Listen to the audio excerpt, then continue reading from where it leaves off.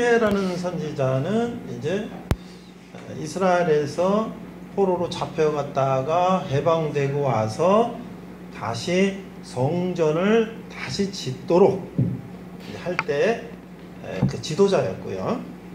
스가랴는 이제 구약이 끝나는 시점, 역시 성전을 다시 짓는 것을 독려하면서 우리가 이제 앞으로 누가 오시냐? 메시아 구세주가 오신다.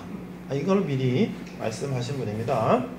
그래서 이제 성경이 거의 이제 끝나는, 구약 성경이 끝나고 이제 신약 성경으로 넘어가는 시점이에요. 그래서 다음 주면 말라기라고 하는 창세기부터 쭉 구약이 이제 39권이 가는데 마지막 끝에 성경책이 말라기예요. 오늘은 그 전에 두 번째, 세 번째, 끝에서 두 번째, 세 번째 성경인데 우리가 구약 성경 창세기는 조금 들어봤지만 뒤에 거 잘 모르잖아요. 근데 제가 지금 계속 구약 성경이 끝나가는 시점에 이스라엘이 포로 잡혀가고 그들이 이제 다시 돌아와서 정신 차리고 그런 과정을 얘기하잖아요. 근데 그게 잘 몰랐지만 우리 상황과 비교해 보면 나는 또 어떨까? 이런 걸 우리가 생각해 보는 거예요. 그래서 설교는 옛날 2000년, 3000년 전의 이야기를 하지만 그게 오늘날 나하고 무슨 상관이 있을까? 여러분들 오늘 새벽에 축구 봤습니까? 축구 봤어요? 챔피언스 리그 결승전 봤습니까? 대답이 없어요. 아무도 안 봤어요? 못 봤어요? 오늘 그 시간에 못 봤습니까? 아, 그렇군요. 나 혹시 봤는 줄 알았는데 어떻게 됐는지 알아요? 어떻게 됐나요? 2대0으로 리버풀이 이겼죠. 우리 저기 송성원이 그 기타를 좀 내려놔 주세요. 우리 형제 뒤에 보는 나 볼 때 좀 불편할 것 같아요. 그렇게 세워주세요. 저는 오늘 5시에 시간을 맞춰놓고 원래 6시에 일어나갖고 준비해갖고 이제 부대로 오는데 한 7시 넘은 10분, 20분이면 부대 와요. 근데 6시에 일어나는데 오늘은 5시에 맞춰놓고 좀 일찍 잤어요, 어저께. 그래갖고 5시에 일어나서 이렇게 보니까 이제 전반전이 끝나고 후반전을 하려고 그러더라고요. 근데 보니까 전반전 벌써 1대0이에요. 이렇게 보니까 모하메드 살라가 벌써 2분 만에, 전반 2분 만에 한 골을 넣더라고요. 나는 그때 잤으니까 모르지. 4시부터 이제 결승을 했으니까요. 그러고서 이제 후반전을 쭉 보니까 뭐 토트넘이 공격을 하고 손흥민이 막 슛을 몇 번 하고 그러는데 전반전 시작하자마자 한 골을 먹어서 그런지 뭔가 벌써 열심히 토트넘이 하는데 시원찮은 것 같아요. 코덴이 웬걸 공격하다 막판에 87분인가? 역습을 맞아가지고 오기리 벨기에 선수한테 한 골 또 먹었어요. 2대0. 그리고 끝났습니다. 그래서 뭐 그렇구나 했는데 여러분 그러면 아르헨티나라고 한국하고 한 U20 경기 봤습니까? 봤나요? 그래서 우리 텔레비 볼 시간이 없구나 여러분들. 저도 이제 봤어요. 봤더니 그것도 언제 했나요? 밤늦게 했나? 언제 했나요? 저는 재방송을 본 것 같은데 우리나라 어떻게 됐죠? 어떻게 됐습니까? 우리나라가 2대1로 이겼잖아요. 그쵸? 2대1로 이겨서 16강에 이제 올라갔잖아요. 그쵸? 그래서 처음에 오세훈 선수가 헤딩을, 이강인 선수가 왼쪽으로 가서 센터링해서 헤딩 하나 놓고 마지막에 또 누구예요? 누가 또 이렇게 센터링 거를 조용욱 선수, FC 서울 한 골 넣고 마지막에 한 골 먹었지만 2대1로 이겼어요. 근데 제가 손흥민 선수 볼 때하고 그 챔피언스리그 보는 거하고 한국하고 아르헨티나 보는 거하고 느낌이 달랐어요. 왜 그럴까요? 한국하고 아르헨티나는 우리나라잖아요. 그렇죠?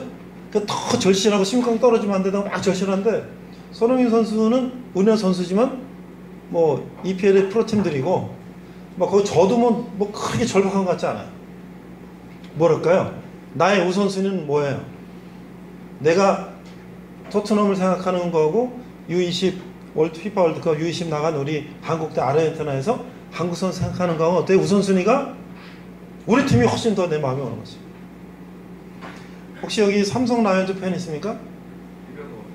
누구예요? 삼성 라이온즈 팬. 여러분들 그 뉴스 알아요? 박한희 선수가 지난주인가 지지난주인가 9회 말에 대타로 나와가지고 역전 2루타를 쳐가지고 그것도 저 키움 조상우 선수 시속 158, 9km 하는 선수를 나와가지고 대타로 쳐가지고 3대1을 지다가 4대3을 역전승했어요.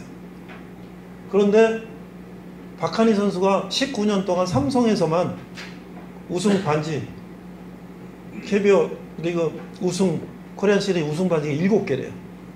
19년 동안. 그래갖고 이제 은퇴하면 레전드로 영구 결번되고 삼성에서 이제 엄청나게 이제 그런 레전드로 추앙받을 건데, 그 뉴스 여러분 들어봤어요? 그날 너무 좋아가지고 밤새 술을 많이 먹었나 봐요. 그래가지고 그 다음날 아침에, 월요일날 아침이겠죠? 아이를 학교 보내는데 아빠가 차를 태우고 학교 가다가 오다간지 교통사고를 냈어요.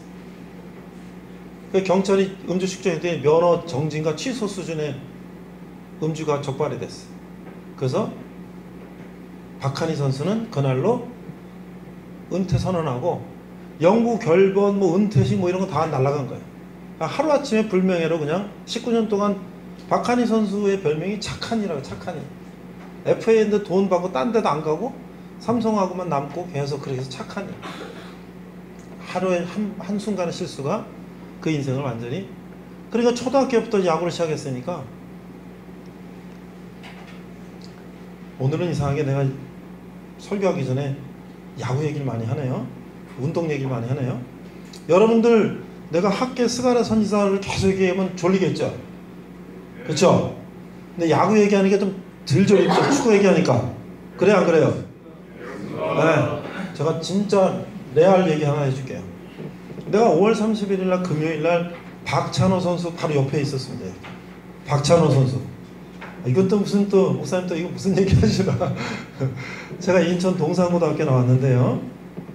인천 동산고등학교에서 1년에 한 번씩 인천의 초등학교 야구대회, 중학교 야구대회를 열어요. 근데 그게 왜 그러냐면 1955년, 56년, 57년 3년 동안 청룡기, 우리나라 조선일보사에서 고등학교 야구대회를 제일 먼저 만들었고요.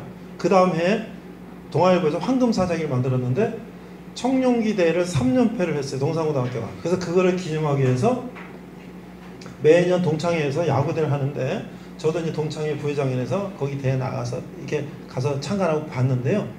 지금 동창회장이 누구냐면 탤런트 박상원 씨예요. 박상원 씨. 저보다 2년 선배인데. 그래갖고 그 박상원 씨가 박찬호 선수를 굉장히 친하대요. 그래갖고 이 야구대회를 동창들, 부모들, 뭐 선생님들 뭐 하여튼 이렇게 모여서 초등학교 7개 팀인가 중학교 5개 팀이 이제 3일 동안 하는데요. 그랬어요. 지난번 동창회 모임에서 박상원 회장이, 내가 이번에 회장이 됐거든요. 내가 이번에 이승엽 선수하고 박찬호 선수를 초대할 겁니다. 여기 고등학교 운동장에서 하는 초등학교 중학교 야구대에 박찬호, 이승엽 선수를 초대한다는 거예요. 왜냐면 굉장히 친한가 봐요. 그들은 정말 이승엽 선수는 다른 바쁜 일 때문에 못 왔고 박찬호 선수가 왔어요. 근데 나는 이제 이렇게 앞에 이렇게 있었는데 저 뒤에 이제 차가 들어오고 그러니까 고등학생들이 창문으로 막 내다보고 막 와 난리가 났어요. 박찬호 선수가 내리는 거 애들이 수업하다가 보고서 막 소리 지르고 난리가 났어요. 그들은 이제 동창회장실, 뭐 거기 교장실, 이사장실 들어가서 인사하고 이제 대 11시에 개회식을 하는데 이렇게 오는데 내 옆으로 이렇게 지나가서 이렇게 봤어요. 그랬더니 정말 이 포스가 연예인 같았어요. 연예인. 딱 보니까. 그런데 쫙 앉으니까 뭐 난리가 났지. 이제 사람들이 쳐다보고 막 하는데, 그런데 이제 쭉 국회의원 나와서 얘기하고 뭐 개회식을 계속 얘기하는데 마지막에 박찬호 선수를 나와서 후배들한테 좋은 말을 해달라고 그랬어. 근데 박찬호 선수 말도 잘하더라고요. 텔레비도 많이 나오고 요새 그런 것 같은데 말도 잘하더라고요. 지금 제가 뭐 얘기하냐면 우선순위 얘기합니다. 우선순위. 지금 계속 제가 지금 키워드는 우선순위예요. 94년에 박찬호 선수가 LA 다저스 가니까 유현진 선수가 그때 10살인가 그랬대. 10살. 근데 유현진 선수가 박찬호 선수 야구하는 걸 보고 나도 저런 야구 선수가 되겠다고 꿈을 먹었다는 거예요. 근데 유현진 선수가 동산고등학교 나와서 하나에 갔어요. 고등학교 졸업하고. 그래서 그렇게 해서 10년인가 얼마 하더니 드디어 LA 다저스 갔어요. 그래가지고 그 선수가 지금 박찬호보다도 더 뛰어난 선수가 되어버렸어요. 근데 자기가 공주고등학교 나왔는데 박찬호 선수가 거기에 공주고등학교에서도 박찬호의 야구대가 있대요. 거기 전국대가. 근데 동산중학교 때 유현진 선수 거기 나왔대요. 박찬호 선수 거기 와서 얘기하는 걸 듣고 자기도 현역 메이저리그잖아요. 자기도 그렇게 하겠다고 생각하고 했는데 지금 그렇게 됐다는 거예요. 그러면서 박찬호 선수가 뭐라고 얘기하냐면 여러분들이 여기 쭉 지금 한 열 몇 개 초중학교 야구 선수들이 쭉 서 있어요. 여기 뒤에는 본부석이에요. 박찬호 선수가 저처럼 나와서 후배들한테 얘기합니다. 뭐라 그러냐면 지금 내가 유현진 선수 얘기하고 누구누구 얘기하고 있는데 여러 선수들 중에서 나하고 눈을 초점을 맞추고 내 눈을 뚫어지게 쳐다보고 내가 무슨 말을 하는가를 집중하는 이 야구 선수 학생은 분명히 성공할 거라고 난 확신한다. 근데 지금도 딴짓하고 친구랑 장난하고 나 집중 안 하고 장난치는 내가 한 5분 10분 얘기하는데 그러는 친구들은 내가 볼 때는 그렇게 하면 안 된다. 그런 얘기를 합니다. 그러면서 이번에 뭐예요? U18인가 그 중국에서 무슨 대회 했는데 우리 선수가 우승컵에다 발을 넣어가지고 시끄럽잖아요. 학생 야구 선수들은 선수이기 전에 학생이기 때문에 인성, 바른 인간됨을 배워야 된다. 그 얘기를 하는 거예요. 그런 걸 보면서 우리의 우선순위가 뭘까? 우리는 어떤 우선순위를 갖고 살아야 될까? 지금 박찬호 선수가 앞에서 얘기를 하는데 친구랑 막 얘기하고 있어요. 뭐 그것도 뭐 할 수 있겠죠. 그러나 언제 눈앞에서 박찬호 선수가 그 자기가 얘기한 걸 듣겠어요. 그러면서 그런 얘기도 했어요. 자기가 미국에서 뭐 연패하고 막 힘들 때 박상원 뭐 형이겠지. 형이 오셔가지고 자기 만나서 밥도 사주고 격려도 해주고 또 교민들하고 LA 다저스 구장에 와서 응원도 해주고 그래서 자기가 다시 그걸 또 슬럼프를 회복하고 너무너무 고마운 형님이라고 그래서 내가 여기 형님이 오라고 해서 왔다고 하는 거예요. 그러니까 그런 얘기를 하면서 우리가 어떤 거에 집중해야 되는가 그런 얘기를 한 거예요. 자, 오늘 우리가 살면서 우리가 뭐에 집중해야 될까? 우리는 항상 그 상황에서 그 상황에 집중을 해야 된다. 지금 학계 선지자는요 어떤 상황이냐면 이스라엘이 지금 다 포로로 갔다가 다시 돌아왔어요. 그래가지고 성전을 다시 져야 된다. 성전을 져야 되는데 그 이스라엘 사람들이 다 포로하고 잡혀간 사이에 거기 막 여러 아랍 나라 무슨 나라 막 여러 나라들이 와서 살고 있어요. 그러니까 다시 그 땅에 와서 성전을 짓고 이스라엘 사람이 돌아오는 거를 좋아할까 안 좋아할까요? 그 이스라엘 사람이 다 잡혀간 다음에 그거 차지한 사람들은 방해를 하겠죠. 그러니까 성전을 짓다가 하도 방해를 하니까 성전이 다 스톱했어요. 얼마 동안 스톱했냐? 15년을 스톱했어요. 그럼 여러분들 공부하다가 15년을 스톱하면 공부가 되겠습니까? 그렇죠? 집을 짓다가 15년 스톱하면 잡초가 나고 뭐 엉망진창일 거 아니에요. 그때 누가 나타나냐면 학계 스가랴 선자가 나타나서 아니 지금 뭐 하는 거냐? 아니 너를 응? 아무리 방해를 한다고 그러면서 이 사람들이 한술 더 떠서 자재 같은 거 뭐 이런 것들을 성전 칠라고 갖다 놨던 거를 방해하고 못 짓게 하는 거 막 그 사람들이 와서 막 방해하고 응? 그러니까 중단되니까 벽돌 나무 이런 걸 가져가서 자기네 집을 짓는 거야. 자기네 집을. 우선순위가 잘못됐지. 어떻게든지 그 적들과 싸우고 그걸 해결해갖고 그걸 막고 성전을 다시 세워야 되는 거 아니야. 왜? 자기네들이 그런 걸 안 해서 70년 동안 포로 잡혀가서 이제 풀려나서 이제 정신 차리고 한다는 게 그런 정도입니까. 그래서 15년 동안에 그렇게 완전히 중단된 것들을 학계 선지자가 얘기한 거예요. 오늘 박찬호 야구선수가 초등학생들한테 혼내거나 그러진 않았어요.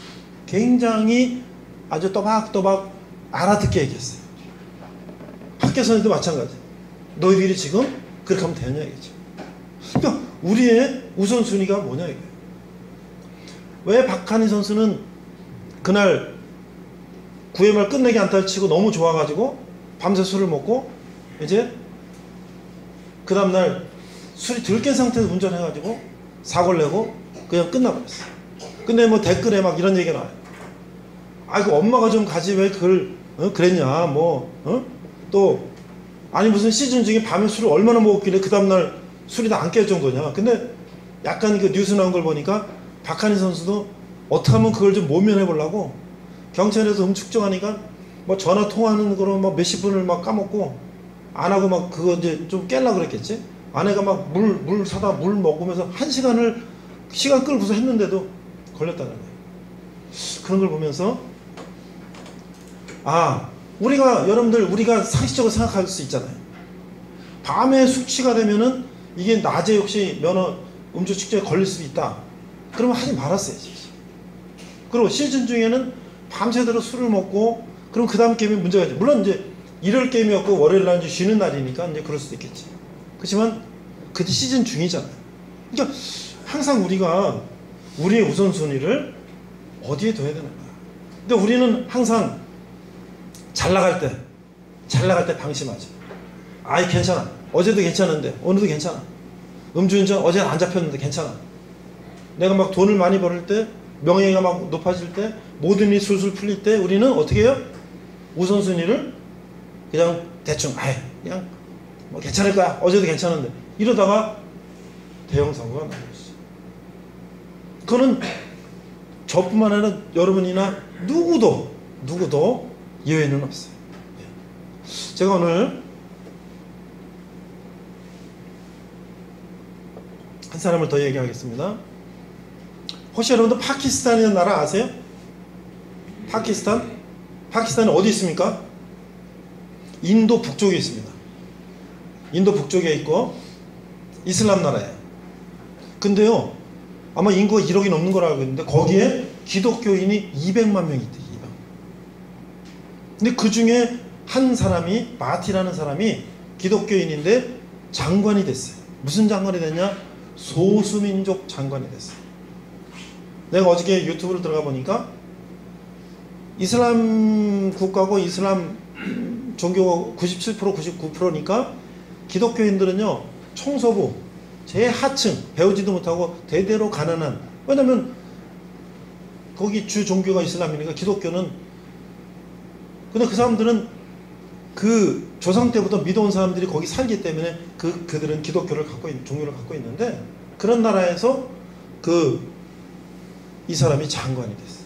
바티라는 사람. 그래서 한 10여 년 전에 제가 애플 트리니티 신학대학원 다닐 때 이 사람이 한국에 초청돼 와가지고 한국 대학교랑 제휴해서 파키스탄에도 그런 대학을 좀 세우고 싶고 여러 가지 했어요. 근데 한국 대학들이 별로 호응을 안 해줬어요.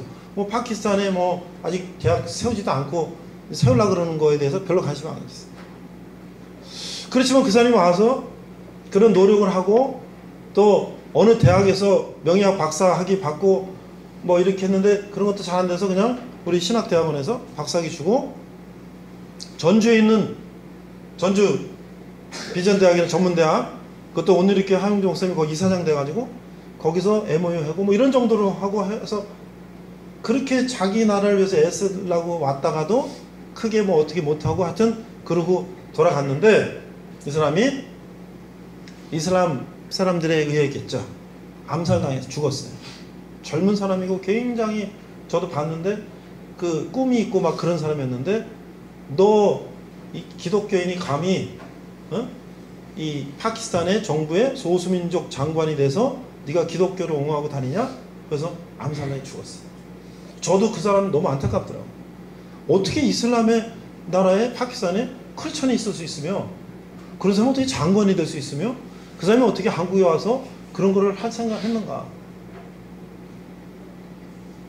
근데 그 사람이 죽고 나니까 많은 사람들이 모여서 이 장관의 죽음을 헛되이 보낼 수 없다 하고 많은 사람들이 모였어요. 한국 사람, 파키스탄 사람 다 모였어요.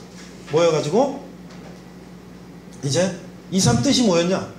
이 사람이 대학을 세워서 이 파키스탄의 젊은이들을 키워서 나라를 발전시키는 꿈을 가졌다.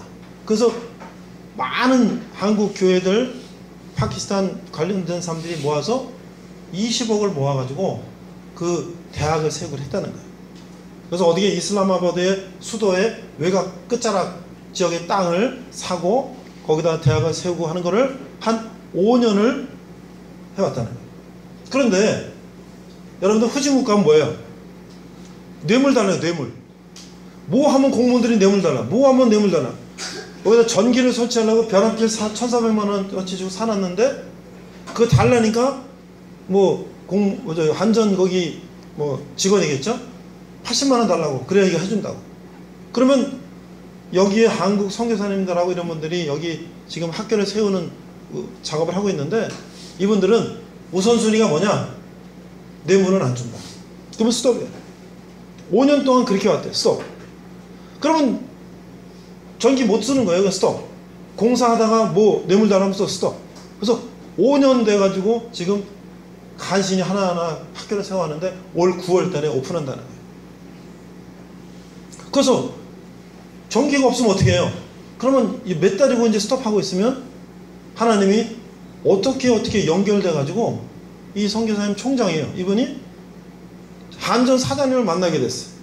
한전 사장님이 물어보는 거예요. 지금 혹시 도와드릴 거 없습니까? 네, 저희가 변하게 샀는데 제 여차여차해서 지금 못 달고 있습니다. 그래요? 한전 사장이 바로 전화를 하고 거기 그 지역의 직원한테 바로 통화하고 빨리 달아주라고 26명이 와서 달아주는 거예요. 그러니까 이게 우선순위가 어딨냐? 우리는 이거 빨리 해야 되니까 뇌물 주고 빨리빨리 이거 해야 되겠다 하면 될 것 같지만 그 선교사님 총장님 제가 지난주 만났어요. 그랬더니 뭐라고 하냐면 지금 고속도로에서 수도로 오는 도로 양쪽에 있는 집들 중에 많은 집들을 부시고 있대. 정부에서. 왜? 뇌물 먹이고 진 집들을 다 부시고 있다는 거예요. 근데 여기는 뭐예요? 뇌물 안 먹이고 안 되면 스톱. 또 가면 가고 안 되면 또 스톱. 또 하나님 도와주면 가고. 이러니까 부실 일이 없잖아요. 우리 뇌물 준 게 없으니까. 그러니까 우리가 우선순위가 뭐냐? 우선순위.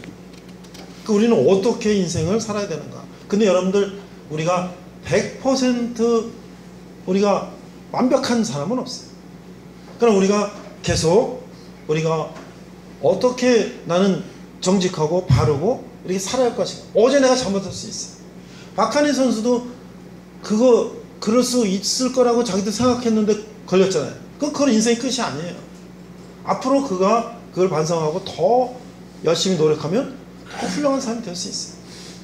그렇지만 어쨌든 우리가 그런 경험을 다시 돌이키고 바른 길로 가려고 노력한다면 우리는 더 큰 일을 할 수 있다는 것이죠. 그런데 그러면 어떻게 그렇게 가능합니까?